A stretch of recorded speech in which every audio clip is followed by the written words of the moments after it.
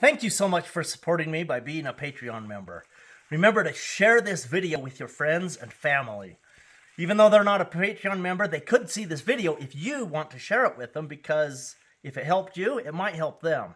This video is going to be a walk through this greenhouse and seeing how it looks right after we've had our killing frost inside of here.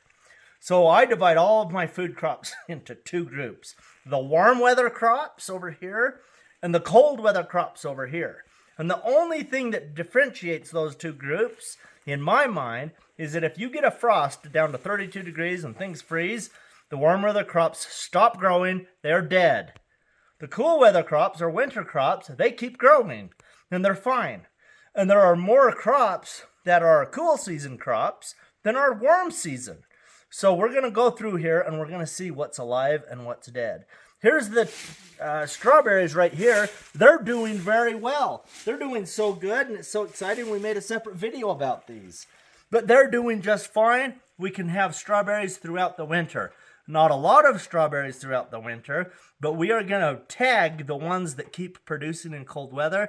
We will save the babies from those. We will propagate those. And after 10 years or 1,000 years or some period of time, we will have frost-resistant cold weather strawberries. They have the genetics to do it. We just have to be involved. Right here we have celery. The celery is looking good. And let's just move this back so we can actually see the celery stalks.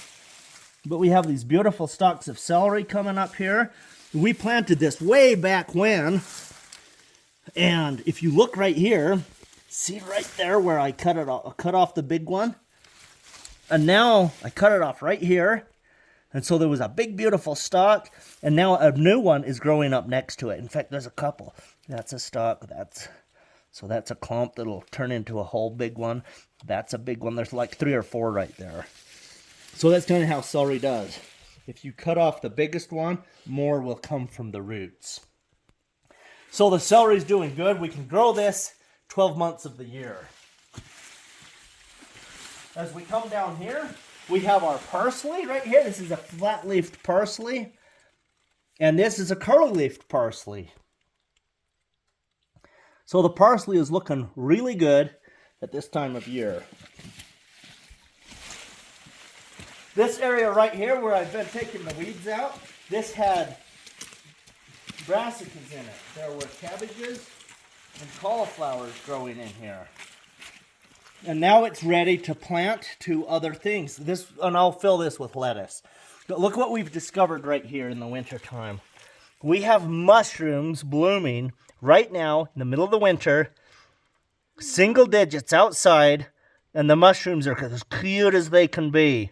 See that little one right there? Mm-hmm. And there's these ones over here, and there, and there. There's an earthworm right here in the walkway. So life is thriving in here in the winter time. We have green onions. We can grow these year-round. We have a cabbage here that's starting to make a head. Right beyond it, right up there, we have carrots. And we can look right up that row. Those carrots are growing beautifully. We planted those in maybe August. Planted those in August. This is the spot where I've been harvesting the lettuce. So when we get a big plant like this, I'll grab the whole thing and cut it off. And this is how it looks when I cut it off. And this will grow back all winter. At this time of year, sometimes I can get up to 8 cuttings of one lettuce plant in the cold weather. If I put my hand here, this is a tape measure so you can see, but this lettuce is up here. It's longer than my hand. It's up here to my wrist. When it gets that big, it's easy to harvest because all you have to do is grab the whole thing, and then I would cut it with a knife right there, and it comes back. That's my first cutting. And hopefully we get 7 or 8 cuttings off of here. And we planted this last week right before the cold weather came. So these are the brand new transplants. And they have not had a row cover on them. And they're still just fine. They don't look very good right now. But they're fine. And they will come out of it. And they will take off and grow. Even though it's cold weather. We have our broccoli plant. You can see where I cut this off. There was a big, beautiful head of broccoli here. When I cut this off, I stripped off most of the big leaves. They went into the worm bin. But now there are baby shoots that are starting to grow.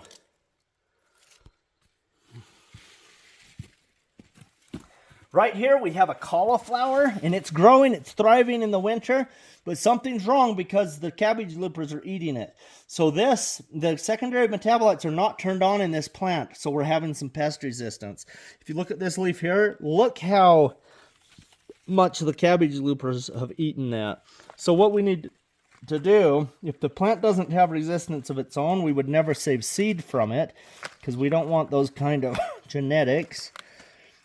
But when we get down in here, maybe we can find the worm itself and we could kill the worm and help this plant out.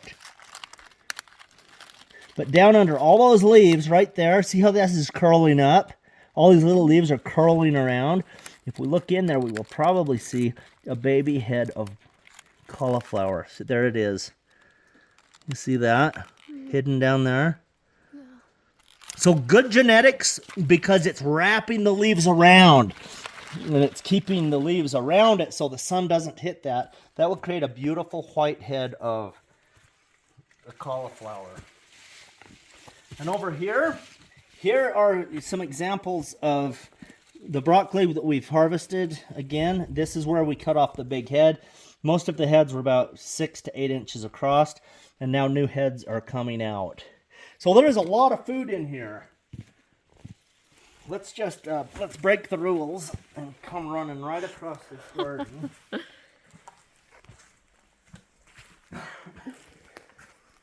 Everything in the pots is doing good. We have the pomegranate. It's turning yellow. The cool weather has told it winter's coming, so those leaves are going to fall off, which is totally normal. And the next pot, in the white pot there, we have a fig tree, and those leaves are starting to look a little tattered, so it will be senescing and dehiscing soon also. So this is fun. I've got to walk over here and show you this. This is so cool. But there's a lot of figs that are starting to grow here. I think this tree thinks it's springtime. So it will be interesting to see if those figs ripen before the cold weather knocks this out. But see this leaf up here? That's frost damage that dried out that leaf. But it's trying to put out baby figs up here and back here. So a lot of fun things happening after our first frost in here. Let's take a good look at the tomatoes.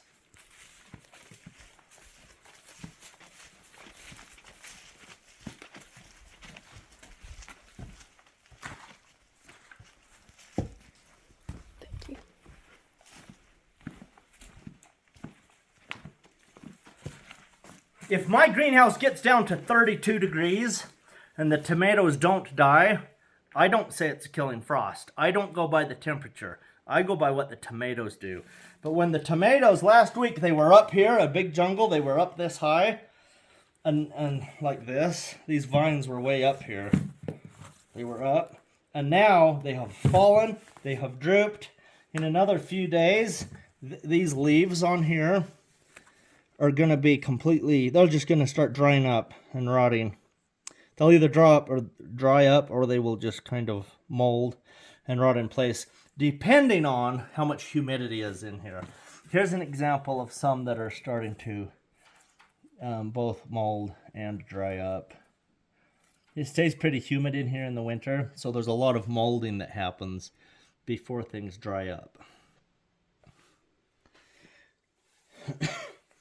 So that is a look at our greenhouse right after our killing frost. Hopefully this helps you to have a greenhouse so that the frost doesn't kill your hair and make it get moldy.